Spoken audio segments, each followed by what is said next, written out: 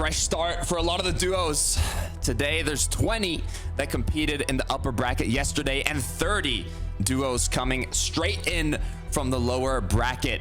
Now, with that chance, that opportunity to qualify directly to the grand finals. But all they need, Jacob, is a victory royale. Yeah, and yesterday showed us that experience is key, but sometimes it's new duos. Getting that fresh start brings a different look to the game plan, and that's where a lot of the teams found success. But 4 of those 5 teams have played in these style rounds before, so there's a lot of experience going around the lobby, and that's why I look at a fight just like this, Hazy Hillside, and I use fight with like air quotes over here on my side of things just because these guys are both experienced teams. Bevy and Pablo versus Trulex and Chicho. Even though this is an off-spawn battle, it is contested, they may not even contest each other in terms of engaging in that actual fight. They know how important the stakes are today and how crucial it is to win a game and advance to the grand finals and not have to go through upper or lower bracket round 3 tomorrow. Look, there is experience, but there's also 8 duos that are looking to compete in their first FNCS finals that qualified up from the lower bracket yesterday. So they will have to show what they're made of and see if they've put in the work to make it happen. Every season, I'm kind of looking for that player to rise to the occasion. It happens on almost every single region. But I said Pablo and Bevy might be looking for the fight, but Trulex and Chicho are. They go ahead, land that first shot, but it's actually a turn. They're the ones who get taken down. 2 angles from Bevy and Pablo. Great defensive nature as well. They're able to take that one with ease.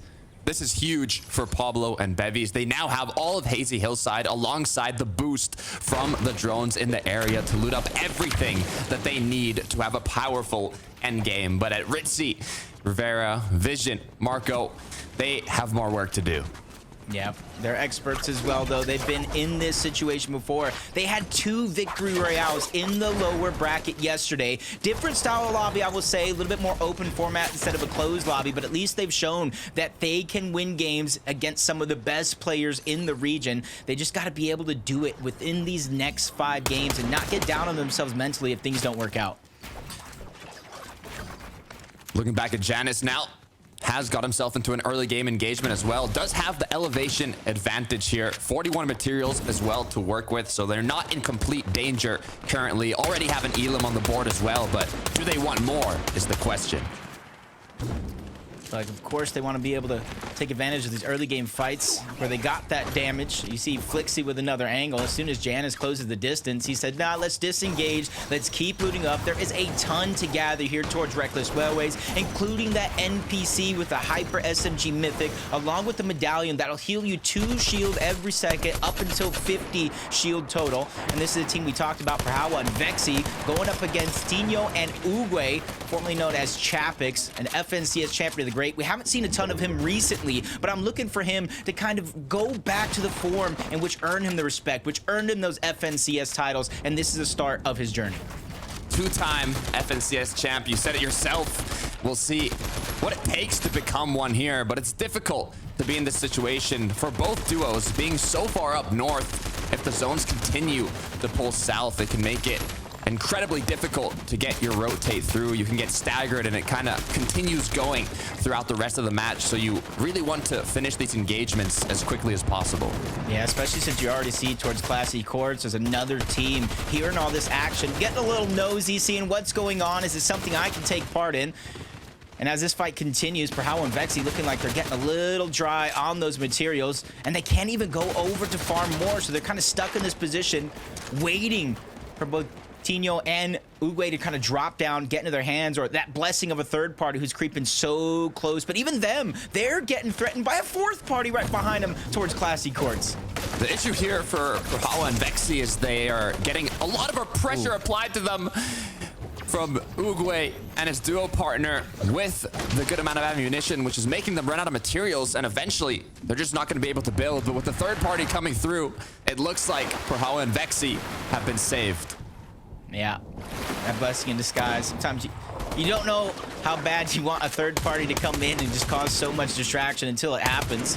Marius and Sandgill trying to chase down what they think is a solo, and you got to manage it to be so. There's already one elimination onto Marius, a good amount of damage, but they go ahead and let that player escape, because right now you see right in front of them the forecast tower. This is so impactful for a team being able to win the game, because you constantly see the next zone. You're being able to stay ahead of the game in terms of rotations. This is huge. Having it so early on, just one elimination is what it took to claim it. And now with that boost in knowledge in terms of the zones, they are going to be more than prepared to continue on.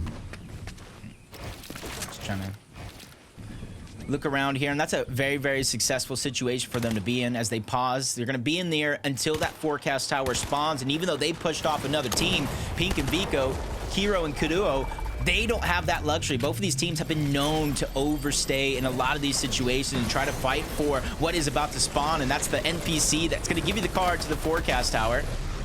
It's really going to be right in the middle between both of these players. Deja vu is what I'm feeling right now. Game one of the upper bracket yesterday, Pink and Vico in a similar situation. It didn't go their way. Can they turn the tables today and come out on top? That's what they're looking to do. Isolated. Reckless Wellway's not too far behind, and it does look like Vico might have been able to claim the card, depending on if he was actually able to push through.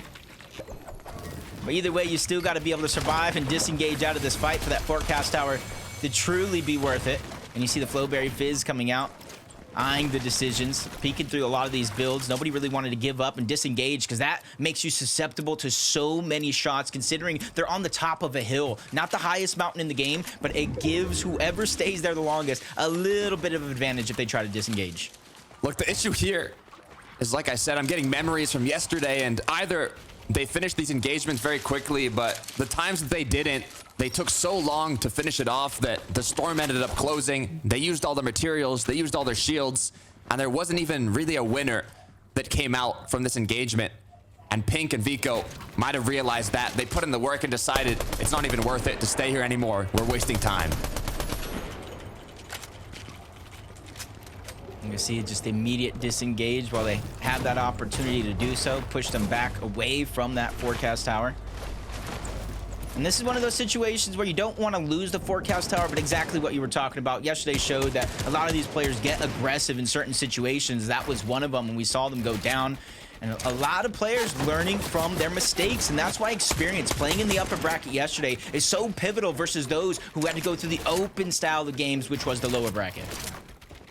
Laha Yepko now already positioned up out of their drop spot on a close area, which has that kind of good amount of elevation, that line of sight to the surrounding areas of all the duos that are going to be rotating now in this second zone, opening up those opportunities to take those shots, get those tags without risking anything.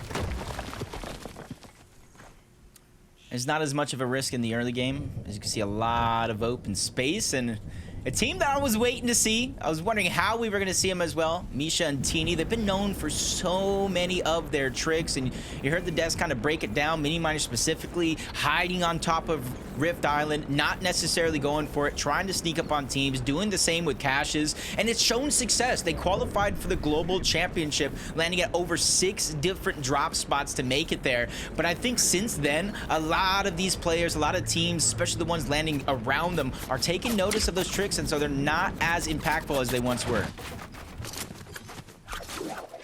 Luckily, didn't take too many shots from their opponents. I like that they're going around to the edge of storm here. They're trying to get more to the north side, as there's going to be a lot more duos rotating up from the south, and they kind of want to stay away from that congested side of zone.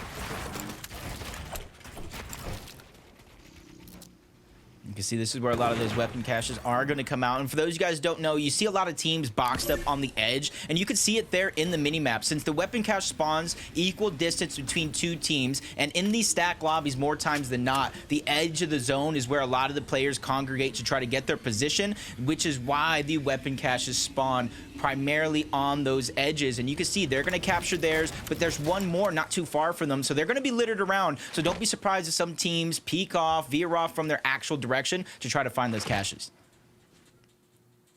Camiseti, consistency.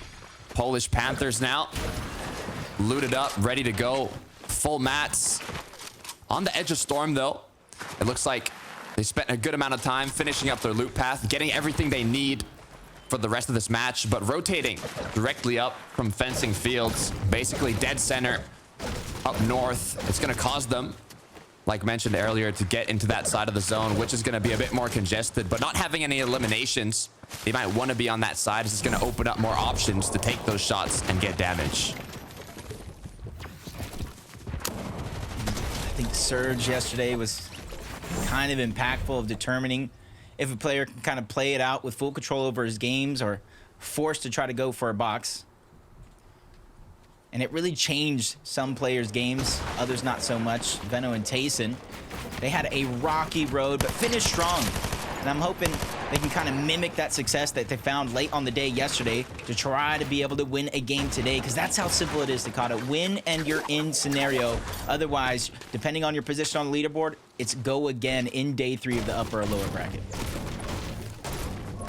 I'm hoping the best for Veno and Tayson. I got a pretty good feeling today that they might be able to make something happen, but it looks like so far playing a bit more passive. They have some duos in the surrounding area, but they've secured the combat cache. They've secured the loot they need. You can even see Perhawa there. Vexy creeping on in. Almost makes me like wonder. They're looking in that direction. They're probably seeing if they can go for their own weapon cache, because a lot of teams might not have the best loot. And for Perhawa and Vexy, they do have a good loadout, but it's about packing that extra punch. Veno almost takes the bait. They see he's by himself. Vexy's going to be the one to lead the charge. Perhawa is trying to put down as much suppressive fire as possible. Tayson doing the same thing, but he is so far away. This is crucial time, but instead of going in for the 2v1, they immediately disengage, and Darm and Raxi shoot some shots in their direction. That lets them know there are 3 teams on this side of the map, and you have to be careful. That was a great call by Perhawa there. You could see they realized that there was a third duo in the surrounding area. Veno Tayson already knew of this as they had went up against them earlier, but once you see that third party, when you don't have a knock or don't have anything that permits you to fully go in, it's just not really worth it to take that fight. It's too risky. But for Flipmonk, his duo partner here up against Con and Chap. See Con and Chap looking like they were trying to disengage. Shots went in their direction. They say, oh, you want to fight? We're at the edge of zone. Don't know what our surge is like. We might try to take it, but with no peaks that let them know it's still possible. They're just trying to rotate to the slower side of the zone. The zone did close from the top part of the map. And so they're hoping a lot of teams, since it isn't as contested, are making the rotation as early as they are. So far, pretty chill for Chap and Con. 2 elims on the board, nothing really to worry about. We can take a look what happened with Pixie Walks here. Nice little Flowberry crash pad rotate right on top. Surprise package for the enemy here. Quick knock. And that's a nice way to get an elimination. And those are the things you gotta watch out for, man, because if you use the grapple blade, there's the audio visuals, there's the audio in general. You can hear that thing coming. The crash pad, not so much. It's easy to sneak up on a couple players just like that, catch them off guard, and send them back to the lobby with quickness. You can kind of think that that solo on the side of the minimap, probably the teammate. You can see 319 above the damage threshold. Pixie and Wax at this stage of the game have done more than enough to not worry about Storm Surge as much and kind of find their footing in zone. Right. Like you said, now is the time to kind of figure out, you know, how they're going to set them up or set themselves up for success for that 8th zone when it gets smaller and smaller, to have to kind of conserve as many materials and mats as they can as the zones go on. But for the players that are just like Hiaro here and his duo, who are getting right onto the edge full of action and pressure from the duos that are already based up, they really have to be careful. Being below as well just makes it that much more risky. Yeah, there's 3 teams directly nearby, them being the 4th, and then 3 more on the outskirts, 2 towards Lavish Layer, 1 more towards the south. And if you look at the team in the minimap on the south, they're slowly but surely easing in that direction. I think Belusi saw that one coming, quickly fires a snipe shot to let him know, hey, this place is occupied. Don't come in this direction unless you're ready to fight.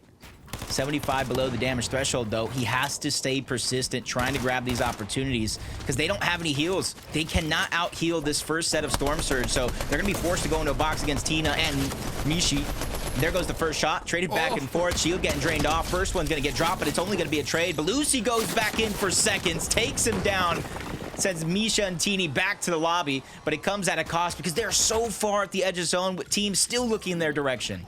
Huge way to finish off that engagement. Normally, when you're in this situation and your duo partner goes down and you have to pick him up, you want to expand. You want to make sure you have as much real estate as possible in the surrounding area to be able to pick up your teammate without getting lobby focused. But here, Belusi decided to just quickly pick him up. No builds needed. They were already placed from the engagement that went down, and it worked out well as he picked him up before the Predators had time to attack. Yeah, Jerdy's still playing persistent, trying to get in. No shots being fired off to back him up just yet. And you see they're always taking these additional angles and then making sure that the covers are there. So even if they do get boxed up, they have an escape plan. As Jerdy continues to fire shots in that direction, trying to push them off the loot. And as soon as they see there's really nothing here for them to grab, not Storm Surge, not fight, or any extra loot, Nipsey makes the call to disengage on out. This is going to be a little bit of a far pull for them, bypassing Lavish Layer, so they have to go now. Conchap, we saw them earlier on. Laser focused, calm collected, didn't really need anything to continue their game forwards. 123 above, could use a bit of damage, but in terms of loot and materials, they have more than enough, so they're just taking these shots on the rotation, but I doubt that they'll go for a full-on engagement.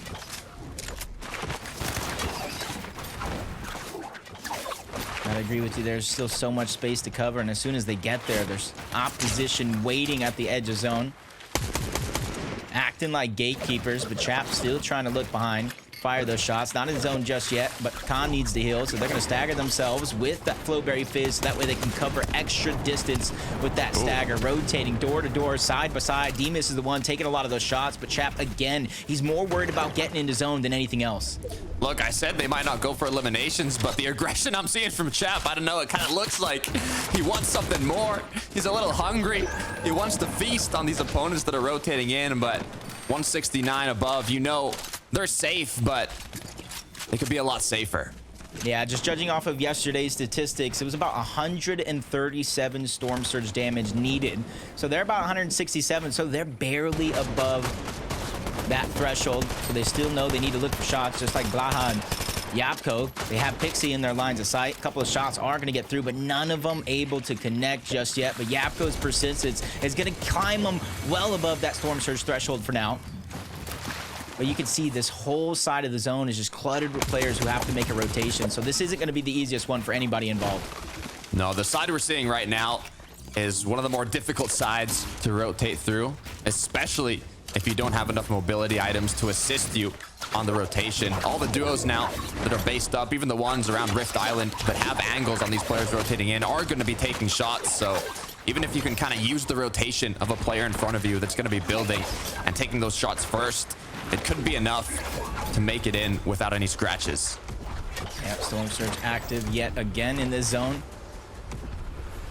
37 above. It's at least a feeling, an inkling of comfortability knowing they can keep moving forward, not really have to worry about the teams behind them, but he's still, that information is vital. Even if you're not going to go ahead and get the shots, his Pixie's there, Neb's eye drop above the bridge, everybody being congested underneath the bridge was going to make it harder and harder to stay alive. You only got a little bit of a crevice, even ending up almost in the same box momentarily, but that's going to be Nebs who goes into Shimoki, takes him out, Wheat stuck by himself, and now he's down below the damage threshold. Now he's forced to make a move, even if he doesn't want to. Shimoki got a little confused there. Thought he was with his duo partner for a moment, until his duo partner hit it with a nice 200.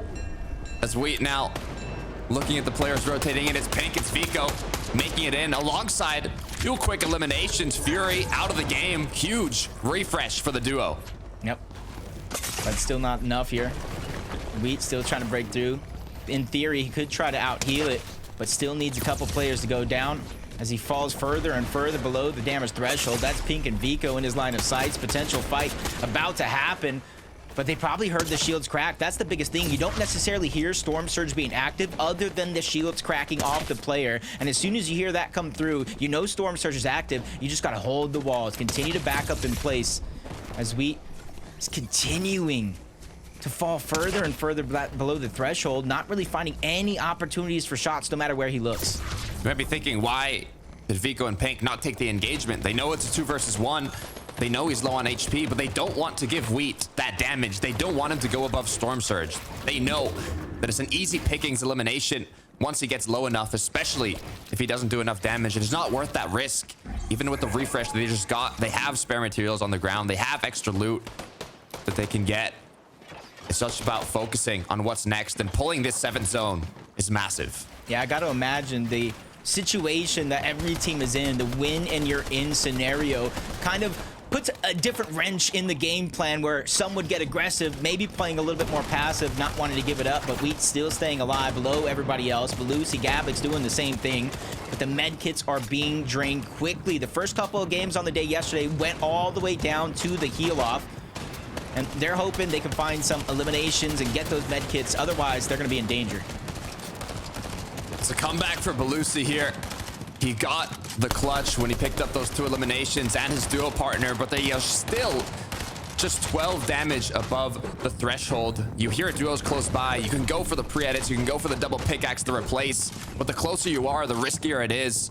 Ideally, if you could just hit one shot with that sniper, it could be enough, or even just a few AR tags, as he does not want to risk it all yet. But as now the clock is ticking, 18 below, nerves keep rising. This is where the danger levels keep increasing. Something has to happen. Yeah, you either take the green light or you wait and let all those other cars pass you. And you can see how active the lobby actually is right now. They're going above damage, below damage, players getting eliminated. There's so many different scenarios in which they're able to survive, but it's the patience that is the biggest key for them. They're not making any moves. They're not forcing themselves into any altercations, and now they're going to live. Storm Surge deactivates, and they have a chance now that they're not forced to formulate a plan to figure out what is going to be next. The good news is they survived quite a lot of the Storm Surge, but the bad news is I don't see any shields, Jacob. No Flowberry Fizz, no minis, no bigs. All they have are med kits. iDrop, on the contrary, played for that aggressive route, going straight into his opponent's box. And did it pay off? I think it did. 1 knock, possibly 2 eliminations, and that's more enough to put you back in the game. Yep, that's huge. Those, not only the mats, but any utility that you're able to find on the ground. As Belusi and Gabix, they're still threading the line of Storm Surge, but you see him lining up shots, looking toward the back of zone. Flipmog almost was the receiving end of a couple nice, well-placed shots from Belusi and Gabix, but you can see drained are the shields. They still have nothing left. Somebody finally breaks in the box. They get separated as solos, but great shots coming out from Belusi. He's continuing to backtrack in his steps. Really doesn't have a chance to save Gabix. You even see the wall get edited. Returning fire. Nice shot yet again, but down to just 60 HP. Demas trying to get to the box, and he finally goes down. Demas stands tall, and what a moment it was. Unable to connect his shots. Now 9th zone. This is the first moving zone where these duos have to figure out what is their game plan for the rotation. Who is the duo on top and high ground? How many players are going through mid-low? Is there that uncongested side that they can go through the edge of the zone to not lose too many shields on their rotate? Yep, seen a lot of players rotating early. Some don't have that luxury. They have to stagger themselves behind. As Nebs goes down, iDrop stuck by himself. He tries to make a play, but it gets taken down himself. Both of them are down and out of the lobby. Very few placement points here in game 1. Aseti and Cammy, they had a slow start to the day yesterday, but if 2-day events tell you anything, it's day 2 is where they set themselves on fire and really light up the scoreboard. Vico at 3, Pink still up and running, and they're hungry for more. That's another one. 4 on the board now for Vico, but the rotation has to come through. Edge on the zone right now. Group up and continue. Yep, Floppers, Flowberry, plenty of shields to work with Pink and Vico. They're definitely setting themselves up right, especially with the material count. This is their play. As they go up a few layers, they typically start to look for height to see if it is going to be achievable, but it might be a little too high. As Pablo, Wingu, and Bevies, they have it for now, but Chap and Con are waiting in the ring. Second height. They get forced to disengage by Pablo and Bevies' suppression, and now they're going to go to the front side of zone. I think for here and the rest of this game, they might have it solidified. Bevy's doing a great job of dropping down, connecting to the structures that have already been built on 2nd, 3rd height, while his duo partner covers him from the back. But it's Jannisz now that wants a piece of the pie, going right into the action. Is he going to be able to overthrow?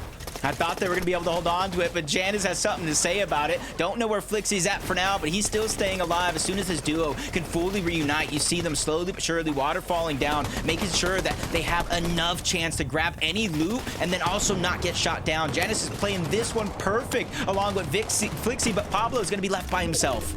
A lot of clouds in the sky with the amount of duos contesting the high ground. Now, Pablo Wingu all alone.